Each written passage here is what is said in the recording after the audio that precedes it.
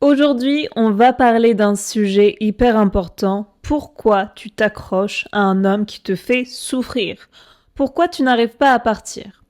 Je sais que ce n'est pas facile d'admettre qu'une relation nous fait mal.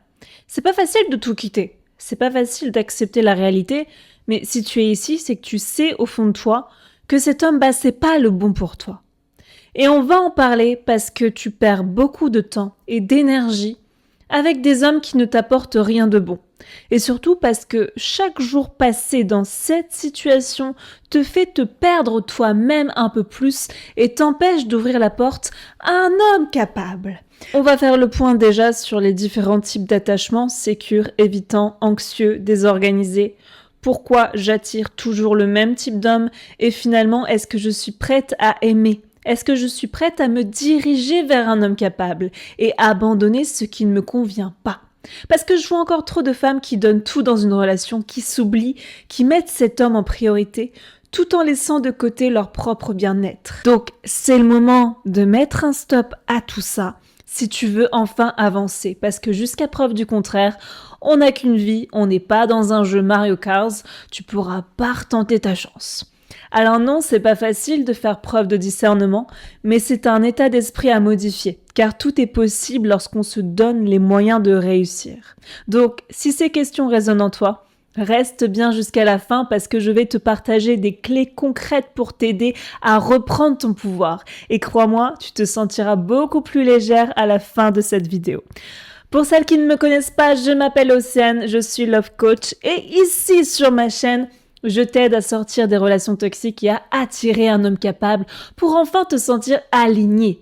Si ce n'est pas encore déjà fait, abonne-toi et active la cloche pour ne rien rater.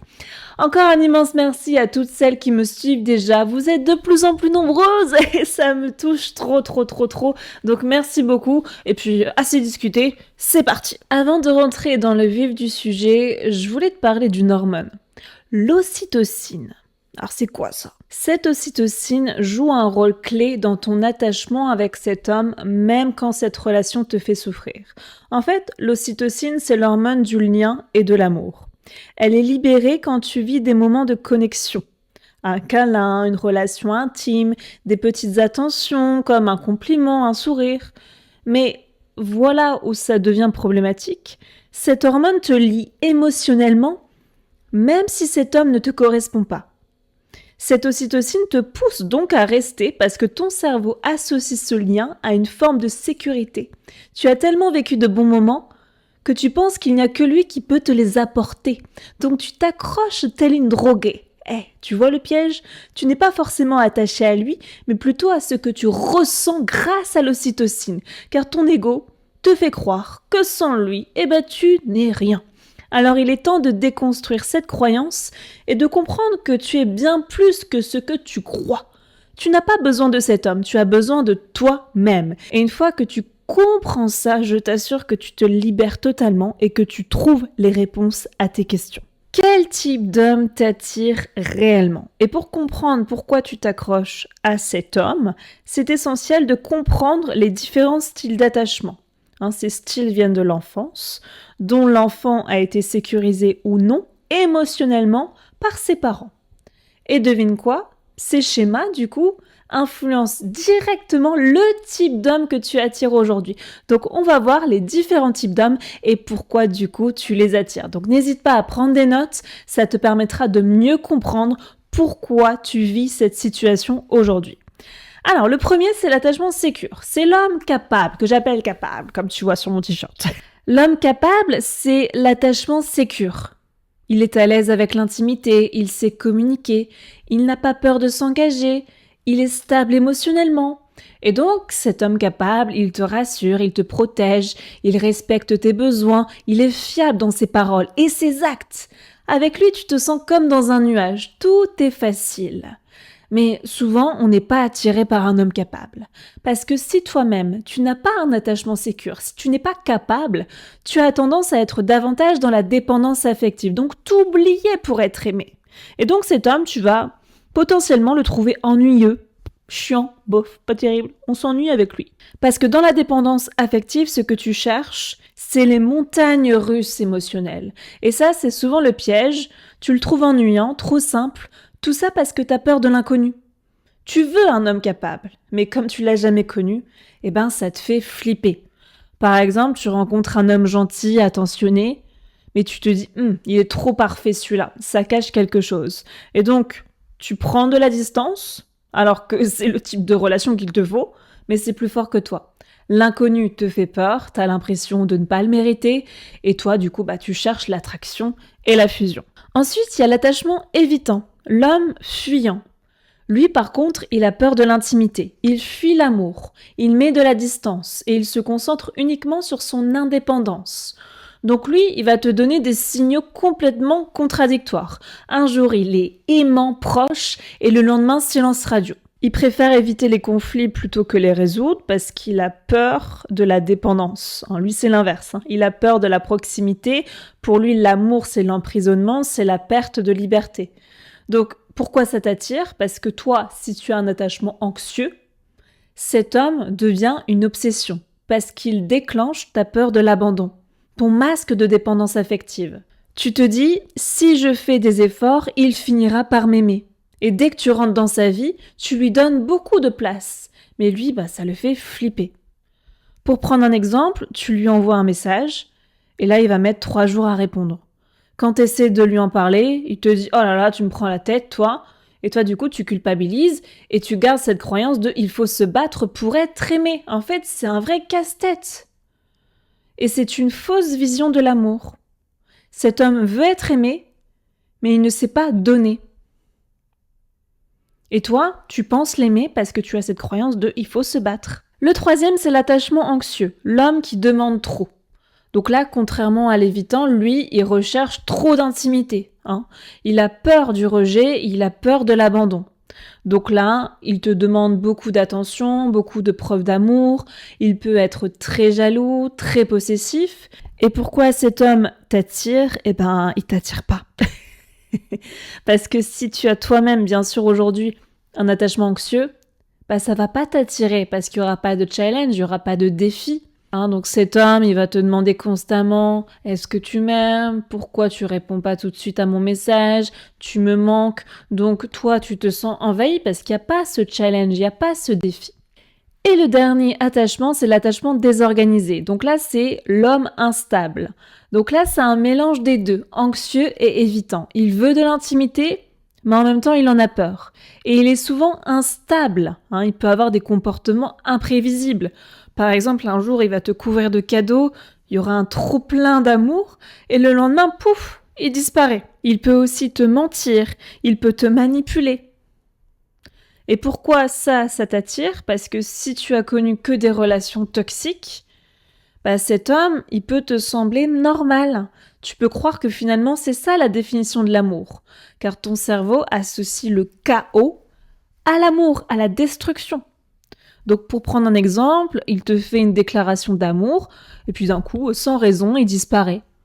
Et quand tu lui reproches son comportement, il va te dire « Oh, c'est toi qui es trop demandeuse, j'en ai marre, tu me fais tout le temps des reproches. » En fait, c'est un « fuis-moi, je te suis, suis-moi, je te fuis ». Parfois, il est évitant, parfois, il est excessif dans l'amour. Donc peut-être que maintenant, tu as identifié quel type d'homme t'attire aujourd'hui. Et si tu es attiré par un type d'homme, c'est souvent lié à ton propre style d'attachement. Si tu es anxieuse, donc dépendante affective, tu risques d'attirer des hommes évitants parce qu'ils renforcent ton besoin de te prouver que tu mérites d'être aimé parce que tu as certainement cette croyance de « je dois me battre pour être aimé ».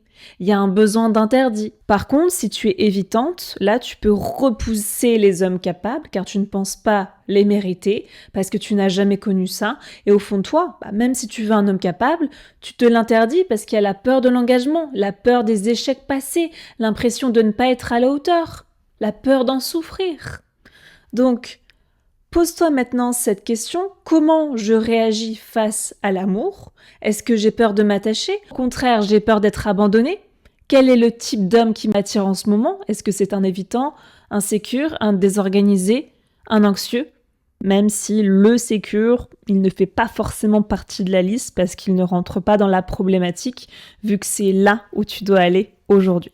On va parler du piège du potentiel. C'est un piège que je vois très très souvent. T'es avec un homme qui ne te correspond pas, généralement un homme évitant, celui qui a peur de s'engager, qui ne te traite pas comme tu le mérites, mais tu te dis, il va changer, je sais qu'il peut devenir un homme capable. Et là, c'est ton ego qui parle. L'ego, c'est un peu comme une façade, un masque que l'on porte pour se protéger. Il se construit dès notre enfance par notre environnement, notre éducation, nos expériences, notre culture. L'ego veut être aimé, il veut être validé, mais il a peur. Et ton ego, il déteste avoir tort. Il est soit dans le passé ou soit dans le futur, mais en tout cas, il n'est jamais connecté dans l'instant présent. Et donc, on va s'inventer un maximum d'excuses. En se disant, c'est pas de sa faute, il est pas parfait, mais bon, il est mieux que mon ex. Ou pire, tu vas être dans le déni en te disant, c'est pas grave, je l'aime, c'est mieux que rien. Ou tu vas minimiser pour te rassurer en te comparant à ta copine, par exemple. Ah, ma copine vit la même chose que moi, ça va, je suis pas toute seule, tout va bien.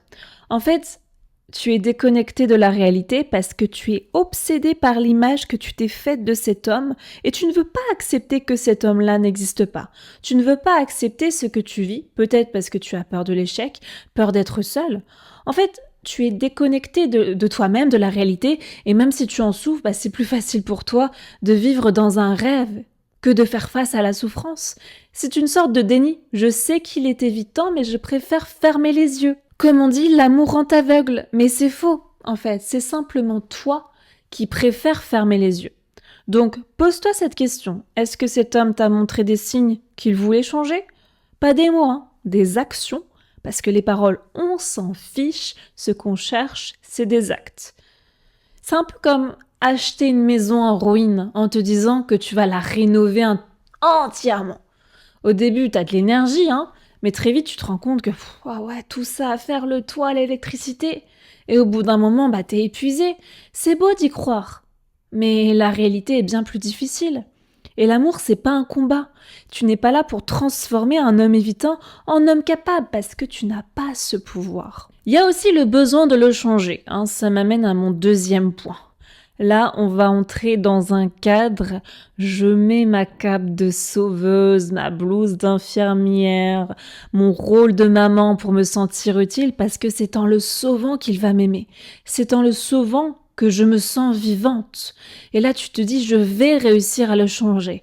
Mais non, encore une fois, ce n'est pas ton rôle. Quand tu es dans cette énergie, tu deviens celle qui fait tout pour deux. Tu essaies de le motiver, mais tu t'épuises à vouloir l'aider. Tu lui envoies des articles sur son attachement évitant, et en fait, lui, il devient passif. Tu le transformes en petit garçon. En fait, tu deviens le parent de cet enfant. Tu as besoin de l'éduquer, et donc l'effet miroir s'installe, ce n'est plus un homme. Et pourquoi tu fais ça ? Parce que tu as peur de le perdre. Donc tu écoutes tes peurs.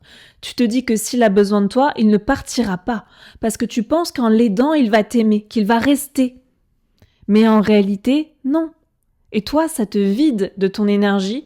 Et surtout, qu'est-ce que tu reçois en retour ? Rien du tout, malheureusement. C'est un peu comme vouloir porter quelqu'un sur ton dos alors qu'il ne fait rien pour avancer. T'es fatigué, tu ralentis. Parce que c'est pas à toi de faire tout le travail. Et surtout, c'est pas ton rôle de sauver un homme. Tu veux un homme ou un petit garçon dans ta vie. Et ça, c'est une erreur fréquente chez beaucoup de femmes et ça provient en grande partie d'une éducation, en fait. On nous a fait croire que la femme est inférieure à l'homme et donc qu'on doit prouver les choses. On cherche à prouver notre valeur. Mais pourquoi ? Quand tu restes trop longtemps dans ce type de relation qui te met dans une énergie d'action, il y a un autre problème aussi qui se pose. L'autre finit par t'influencer. Ça devient ton propre modèle, à force de le fréquenter. Et là, tu commences à perdre de vue qui tu es vraiment. Et tu deviens comme lui, c'est-à-dire vide. Tu acceptes des comportements que tu n'aurais jamais tolérés avant, comme la tromperie, les mensonges, les silences radio.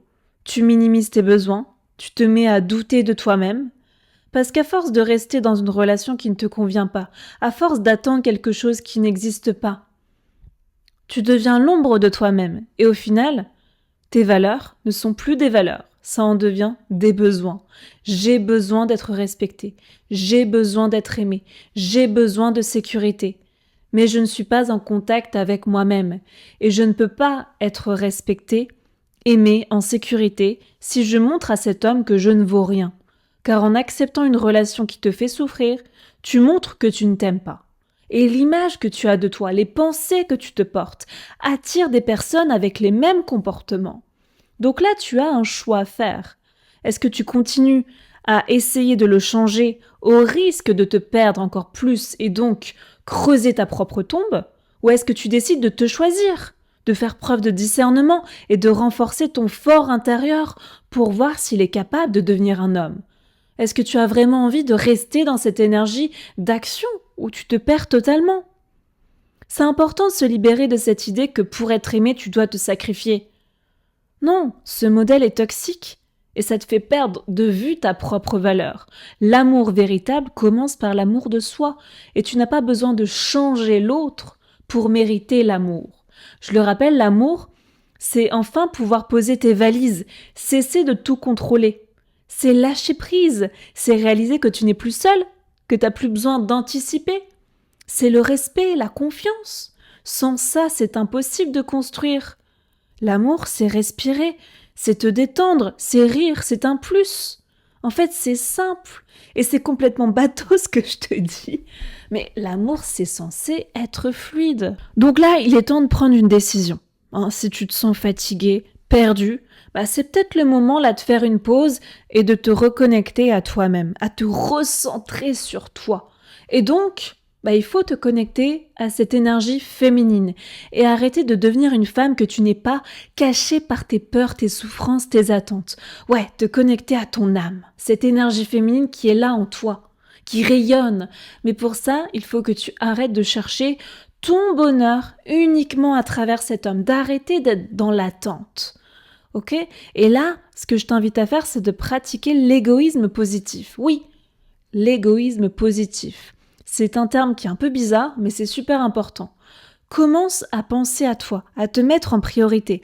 Fais des choses qui te nourrissent. Prends soin de toi, prends des pauses, va faire du shopping, fais du yoga, lis un livre. T'as le droit d'être ta priorité dans ta vie. Et ça, c'est une excellente manière de te reconnecter avec ton âme.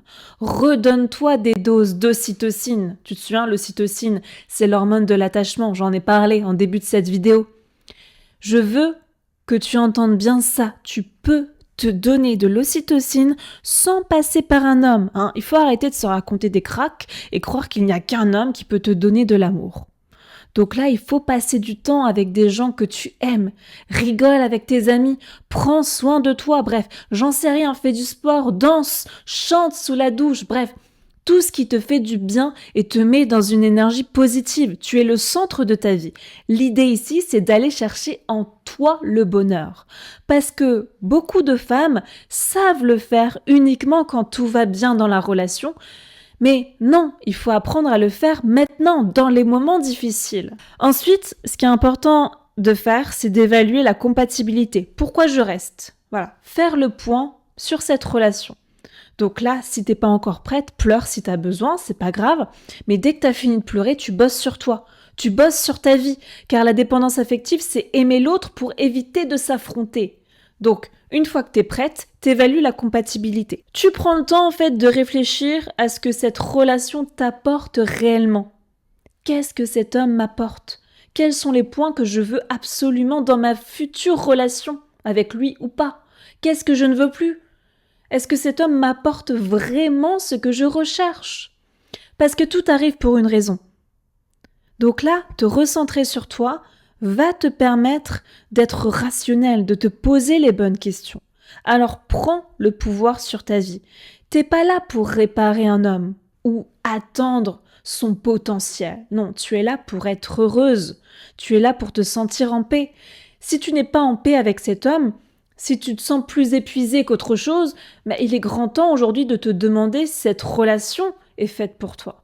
Visualise aussi la meilleure version de toi-même.